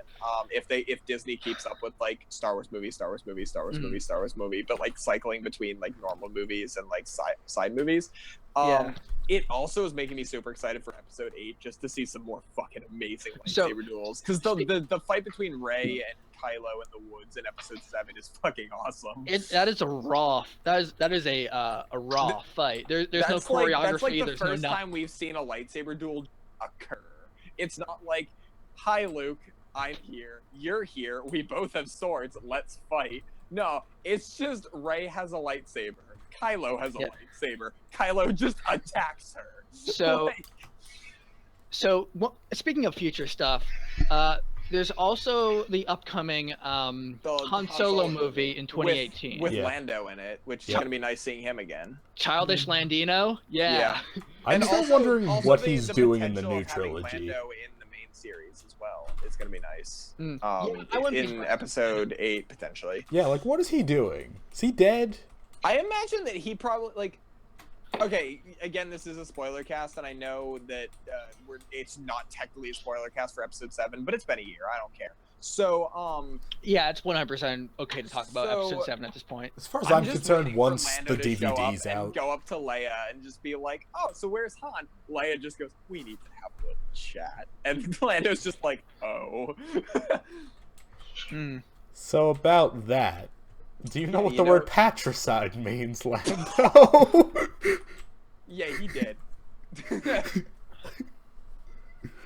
But yeah, no. But no, it's gonna be nice seeing Han. The prequel movie. Have they discussed who is playing Han? Oh 'Cause yeah, we- they have the we- cast already like Because released. I know exactly who's playing Lando. And that's what I'm excited Is for. is Chewbacca Because gonna be in the movie? I don't. Because I'd be surprised if he Donald wasn't. Glover looks a lot like Billy D. Williams. Billy D. Williams. Yeah. Yeah. Oh, So definitely, and he's a good actor too. So yeah. The guy who's playing Han, I don't know his name off the top of my head. He looks nothing like Harrison Ford, which has me a little concerned. he still looks like I think how young Han would look though, which is the interesting part. Like he doesn't look like Harrison Ford per se, but he doesn't not look like Han Solo. He fits the role. He looks the like character someone as who would opposed to the be. visual. To me, he looks like someone who would play Han Solo in a high-budget stage production. Okay, to me, honestly, when I think of recasting characters, I never think of it like, does he look like the person who played him originally? If you can do that, like with Lando, sure, by all means do it. But if the actor fits the character, like what you would think a character with those characteristics would look like, it honestly doesn't bother me as much. Like, I can accept that he's Han from looking at a picture of him. Mm. Like, I think there is a picture of him in costume, too. Is there? I believe if you want to look it up, it might be on IMDb. I'm not sure. But I think I remember seeing that when I was looking up some stuff about Rogue One after I had watched it, and he doesn't not look like Han Solo. He honestly totally looks like Han. It's honestly really cool. There's also I think a picture of Glover in the Lando costume as well. So I'm on the IMDb page of the Han Solo movie. Mm-hmm. Does it have a title yet, or is it just no? like... It's just called Untitled Han Solo Star Wars Anthology Film right now. Yeah. So when it comes to people in this movie, Donald Glover is the big name I see right now. Well, there's another one, but I'll get to that. Alden Ehrenreich is Han Solo, and we don't know who she is playing, but Emilia Clarke, also known as Daenerys Targaryen, is also interesting. Yeah. I'm interested to see where that goes. Yeah. Because I don't know. She doesn't have great range when it comes to acting, but she can pull off what she's trying to do. You know. Yeah. It's really nice seeing a lot of Game of Thrones actors just showing up in Star Wars all of a sudden. Like... Yeah. Because we got Phasma, and then we got Brienne of Tarth. Yeah. Yeah. Emilia Clarke doesn't have amazing range. Mm-hmm. She's pretty good as Daenerys Targaryen, but she has some pretty corny lines, and she wasn't amazing we'll have to see where it goes. She wasn't amazing in that new Terminator movie. I mean, wasn't that movie just mediocre by every account anyway? Yes, we got to talk about it. Continue. Which one was that? Genesis? Yes. That's the one with CGI Arnold, right? Yes. Yeah. Honestly, Arnold didn't look that bad, but it was still kind of awkward. Like it was not as good, I'll say, as Tarkin was. I mean, speaking of Tarkin, back to Star Wars. Back to Star Wars. We're kind of talking about Star Wars. We're talking about the Han Solo movie, because that's the next one, or not the next one, but the next anthology film in the same series as Rogue One. So there's going to be another anthology film in like 6 years. Are they still going with the Boba Fett one, or is it there might be Boba Fett? I don't really know. I think they may switch it up a little bit. Nothing's set. I heard they scrapped. If they put the Darth Vader movie, shit, that'd be great. Look, they're not in 6 years or so.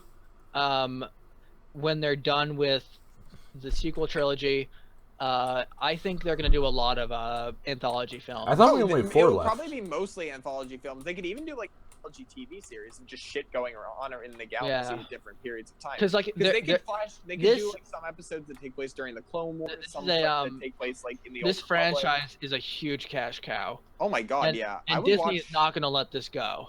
Disney, honestly, kudos to fucking Disney. Yeah. They have done so much better with Star Wars than Lucasfilm has in like the past years. Everyone thought like, oh, Disney's the worst thing that ever happened to Star Wars. Disney is the best thing. I have to disagree there. Like Disney a lot of is people one of were the best things. Like everyone was like, this is gonna be terrible. It's gonna be all friendship and shit. And I'm like, yeah, let's see how it Disney goes. Disney is getting gritty as shit with a lot of their movies lately. Yeah, I love it. Just like I love Disney. Like I was concerned, honestly. However, the joke is like Disney is just like goofy, fun, like and Disney then they produced that Vader scene. It's not Mickey anymore. It's not Minnie anymore. Disney authorized that thing to be shown on screen, and it's glorious. They gave us an icon chopping people to shreds. Yeah, like you know that guy that a bunch of kids dress up as Halloween. He's just murdering people on screen. Yeah.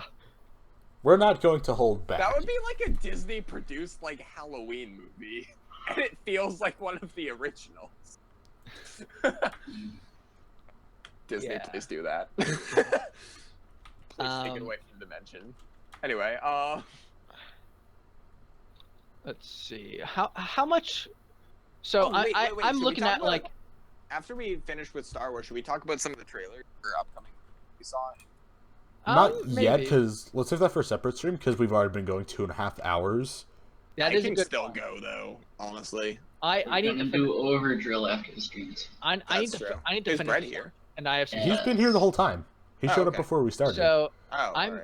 do you guys know how much Rogue One has made so far. Rogue One is already, I $8 think, billion. I think it's surpassed. Yeah, it's definitely surpassed its budget by far. By let's- far. In the first weekend alone, so Friday, Saturday, Sunday, Also, it made more correct me than if they I'm wrong, expected. Sam, can you check IMDb? I'm pretty sure Rogue One had a lower budget than Episode 7. I'm fairly sure it did. Like, I want to know how low though. So as of today, the Rogue One gross is like 190 million after 5. Wow, that's honestly impressive. Has it beaten any Episode records 7 yet? would have had made more by now, but Mhm. I'm not like super like this doesn't really have the Star Wars label so like high up on it. So And also, it wasn't the return to Star Wars after what everyone thought was done, you know? yeah. I don't think Mhm. any Star They're- Wars they're ever again will have the same, like, proceeding to it that Episode 7 did. Oh no, unless they do pull another like 30 later bit. Yeah. And Which do I- the Yuzong Vong in like 30 years. Which I don't anticipate. Disney's not gonna let this go at this point. They're If we're not gonna see the take a Yuzong 30-year Vong, They're break. gonna show up in like So- maybe 10 years or like maybe even 5. So just Force Awakens had a production budget of 245 million, and Mhm. Rogue One had a production budget of 200 million. So Oh, they did okay. have less money. That's I'm that really is not still surprised. it's still a relatively comparable budget in terms of like Yeah. Yeah. Yeah. I wonder how much it's not as small like as like the difference isn't as big as I thought it was, honestly. But I will say Rogue One used a lot more CG than Episode 7 did. yeah. Episode 7 I feel was the perfect mix, and I hope that, I swear to God, if they don't do this with Episode 8, I'm gonna be really sad. But Episode 7 was the perfect mix of When- practical and CG to make When you the film can work. use practical, use practical. I'm really hoping Practical that, holds up a lot better over time. I'm really CG hoping that does. the Look at episode 1 and 2. I'm really hoping that the producers of Jurassic World 2 take that into account. Yeah. They've already said they're going to do infinitely more practical than Jurassic Oh, World thank 1. God. Because Jurassic World was not a bad movie, in my opinion. It just suffered from a lot of some of the same issues that the prequel Star Wars movies suffered from, with the exception of being annoying. I didn't find Jurassic World annoying. I just found it like a thing that existed, feeding on nostalgia of Jurassic Park. And but I really hope that Alright. with the next movie they expand to do some more interesting So, stuff with the should- series, because Chris Pratt is just awesome, and I love him. I love Should the we, crispiest should we- rats. Should we wrap it up? Yeah. Yeah, I think. sure. Why not? So thanks to everybody that watched. The turnout was not huge, but bigger than I expected, so thank you for that. Also, if you're watching this on Twitch like after, feel free to give us like feedback, because we want to like potentially do more of these in the future. And if you Yeah. enjoy them, we would love to. I just feel like we talk should about have movies for 2 or organized 3 ourselves hours. a bit first, rather than just I was actually gonna suggest that, so we'll Yeah. talk about that later. Yeah. But no, if you This have was a any trial. feedback- if you have any feedback, this was just a trial. Feel free to give us feedback towards that, and we Or want to money, do more of please. these. A lot of money. Suggest- We have a Patreon Yeah. for the I- monies I- below. I I'm love Right, sorry. I wasn't I- gonna mention that until after. I but love alright. talking about like Star Wars and cinema in general. Oh my god, So, yeah. Anything like That with that kind of is- stuff, I'd love to just do more. That is a goal I have for RC for 2017. A lot of us are film geeks, so I want to start doing more movie-based content as Oh, well yeah. as just game content. So we'll see. Yeah. Even TV show stuff. Me and Brandon might want to talk about Stranger Things when season 2 I comes and out. I'd recommend you guys getting caught up with Game of Thrones because I want to do Game of Thrones talks at some point. Hmm. Like, We're getting distracted. We'll have to talk about that Anyway, off stream. so yeah, thank you for watching. Thank you for and watching. It was beautiful of you to show It up. was give a us your lot time. of fun. I had a lot of fun doing this. Yeah. Yeah, it was great. So we will see you all in the tomorrow when we're streaming whatever it is we are. We're not Siege, I think. organized. Shush. It was either Siege or Payday, I think, were the two Probably ideas. Yeah. But yeah, whatever. proceed. All right. So until tomorrow when we see you all again, everybody have a super nice night and stay rusty. Swus.